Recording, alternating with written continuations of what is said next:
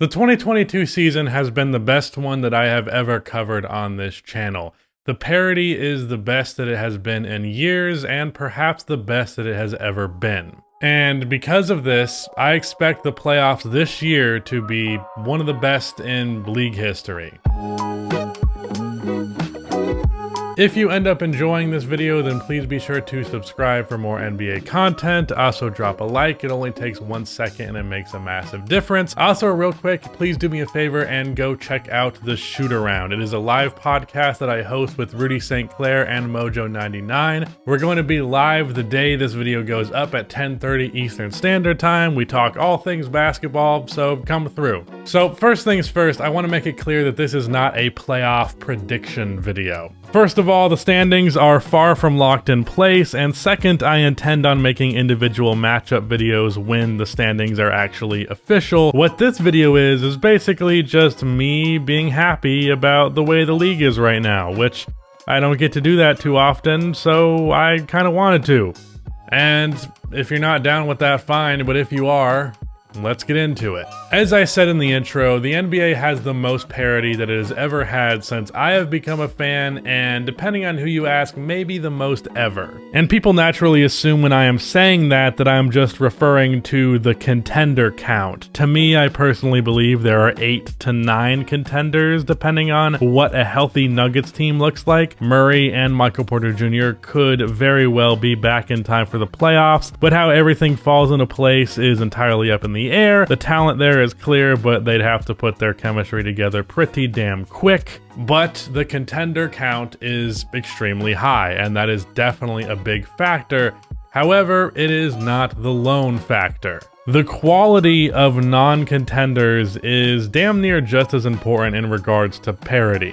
Let's say hypothetically you have 4 true contenders in the NBA, and then the rest of the league is like a massive clear step below those teams. In that case, the only really good series are going to be the contenders versus each other. But when the non-contenders are still pretty good and fun and respectable teams, that means they can put up an actual fight versus the contenders to make those series interesting, and they can play each other to make the series against each other interesting. There are some great playoff series throughout history between non-contenders and between non-contenders overachieving versus a contender. Look at the Mavs versus the Clippers from the past 2 seasons. The Mavs have yet to be a contender level team, and yet they've brought significant excitement to the playoffs for the past 2 years. For 2 non-contenders facing off, Denver versus Utah in the bubble was a crazy good series. Boston versus Washington in 2017, crazy good series. The 2009 Bulls versus a Celtics team without Kevin Garnett, to many the greatest playoff series of all time. I realized that many of those teams were considered like fringe contenders at the time, but obviously in hindsight they really weren't. So with that point made, we of course have teams like the previously mentioned Mavericks. Then outside of them in the West, I'd throw in the Jazz and the red-hot Timberwolves, who have become even more of a threat than I previously expected with how good they've been of late. Any of those teams I could see pushing the Suns, Warriors, or Grizzlies to the point where, like, for a second we go, damn, could they win? But then they don't, and then it was like obvious the whole time they wouldn't, but they did make it interesting.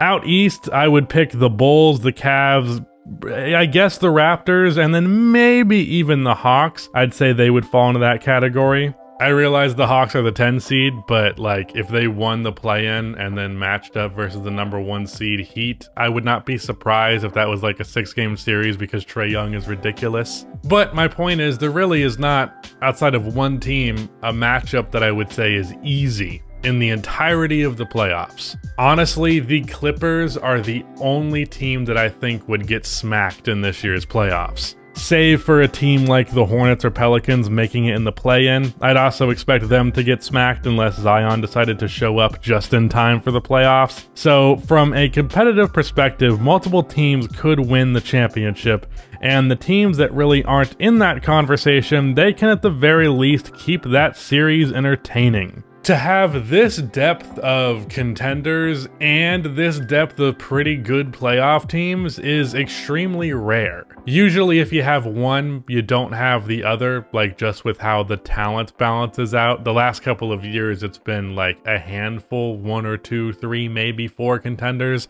and then a bunch of good playoff teams. But we have both this year at like a crazy high volume, and that should result in some serious entertainment. But let's talk about another big factor in the entertainment factor of this year's playoffs.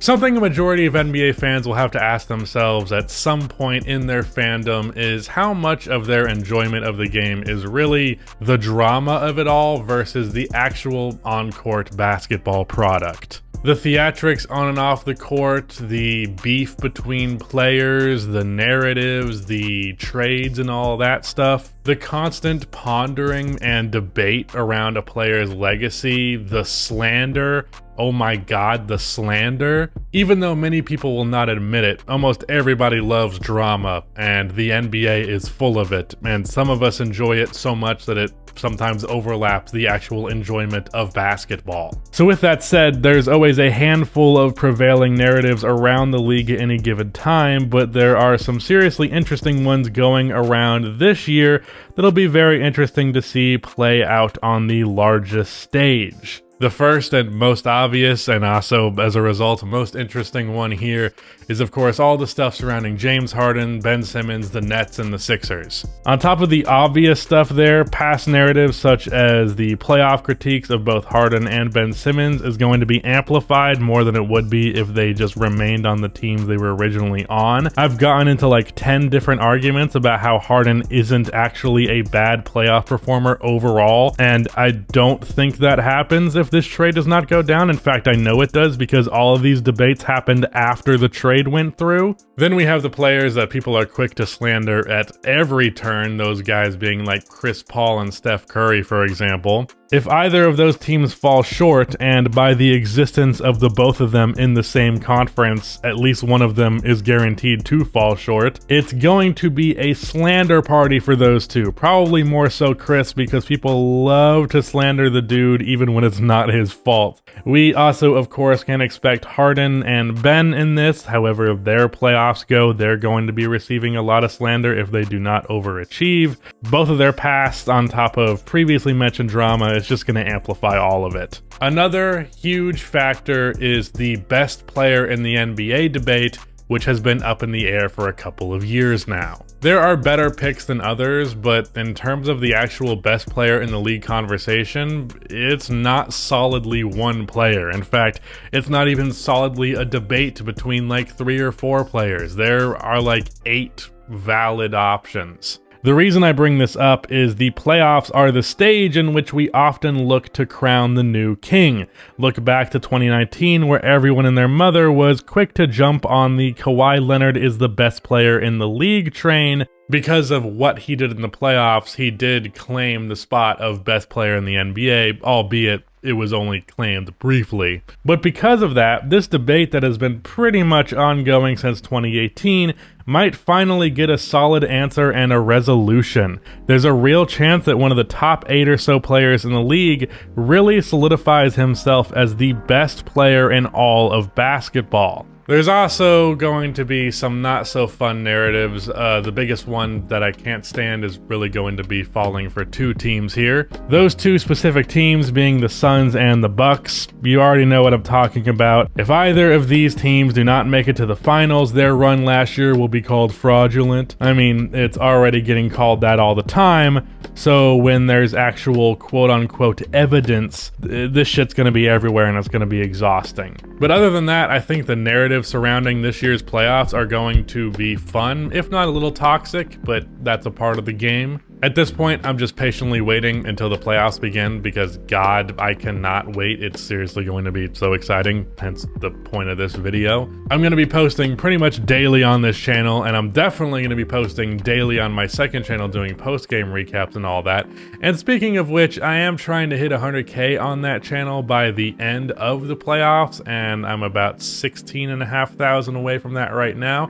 So if you could go jumpstart that goal and subscribe if you haven't already, that'd be much appreciated. If you're trying to get just as much playoff coverage as possible, you can get some more over there. It's lower quality content, but it is content, and content is content. Take a shot every time I said content in that sentence. Anyways, sorry that there was no real take in this video. I just wanted to talk about the playoffs and how cool they're going to be. So yeah, that was it. Again, go check out the shoot around, live every Wednesday and Sunday, live tonight at 10:30 p.m. Eastern Standard Time. And yeah, shout out to Riddy for editing this video. That is the end of this video. Please be sure to like and subscribe for more NBA content like this, and cue the outro music.